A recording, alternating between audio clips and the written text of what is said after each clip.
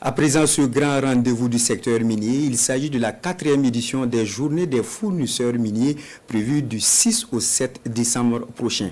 Pour plus de détails, Yves Zongo nous a rejoint. Il est le président de l'Alliance des fournisseurs burkinabés de biens et services miniers. Il est notre invité. Bonjour et bienvenue à vous, M. Zongo. Bonjour, M. To. Que renferment ces Journées des fournisseurs miniers? De quoi s'agit-il exactement? La journée de fournisseurs miniers est un cadre que nous avons créé qui regroupe les acheteurs des mines, qui regroupe les opérateurs, mais aussi tous les Burkinabés qui ont la fibre de l'entrepreneuriat et qui ont créé une situation pour rencontrer le besoin des mines. Au cours de la journée de fournisseurs miniers, nous aurons des B2B entre ceux qui ont des solutions à proposer aux mines, et aussi les mines présenteront les niches et les difficultés qu'ils ont avec la fourniture. C'est une rencontre qui regroupe tous les Burkinabés qui veulent venir et voir ce qui se passe.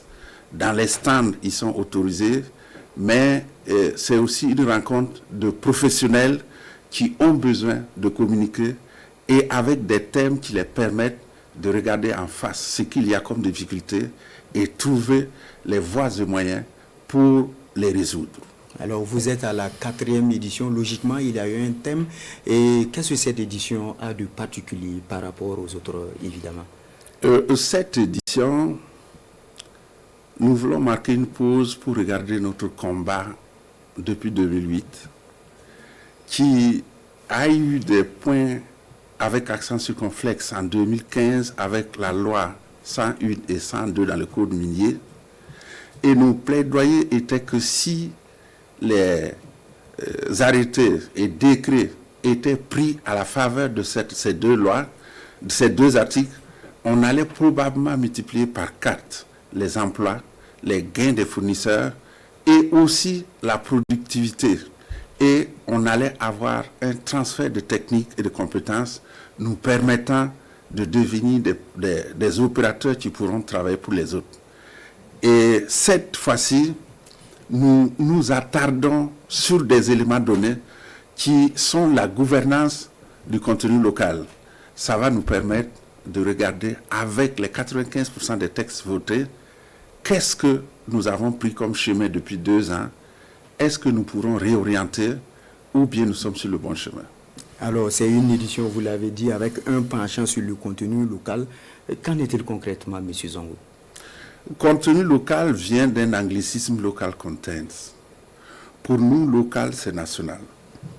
Et le contenu local, c'est un choix des plus hautes autorités de voir changer ce qui a été malheur pour les autres, qui sont les mines et le minerai, pour avoir un changement dans le panier de la ménagère, en donnant aux Burkinabés la possibilité d'apprendre, la possibilité de désinstaller et d'installer les nouvelles façons de faire et d'aller à la source de la manne qui est la fourniture locale où les miniers travaillent et apprendre à prendre ou à manger ce qu'ils connaissent pour ne pas avoir mal au ventre. Justement, le chef de l'État a lancé la semaine dernière la construction d'une usine de raffinerie. Quelle appréciation en faites-vous?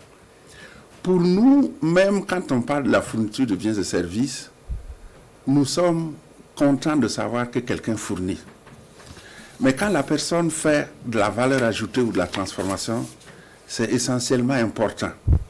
Si la nouvelle raffinerie va permettre d'apporter de la valeur ajoutée, nous apportons entièrement notre soutien et notre engagement pour qu'on puisse collecter le nécessaire pour que la valeur ajoutée soit quelque chose qu'on prône.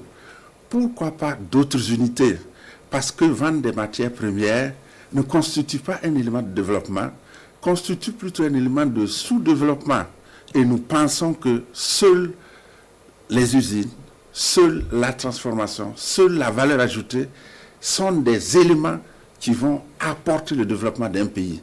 Et nous apportons notre encouragement si c'est pour apporter de la valeur ajoutée. On l'espère bien, M. Zongo. Yves Zongo, merci pour ces éclairages et restez avec nous pour la suite de ce journal.